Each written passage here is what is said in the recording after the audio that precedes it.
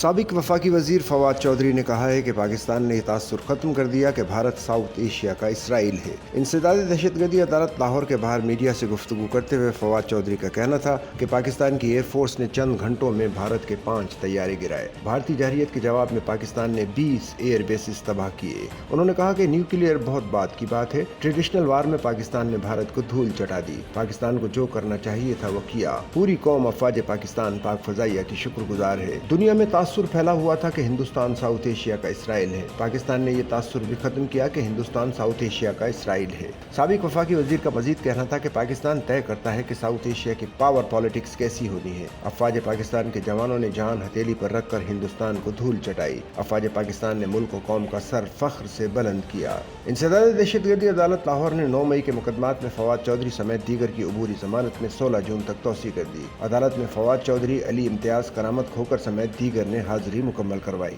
Sachal news net work کی videos میں خوش آمدید۔ ناظرین، ویڈیو سے متعلق اپنی قیمتی رائے کا اظہار کمنٹ باکس میں ضرور کریں اور چینل کو سبسکرائب کریں۔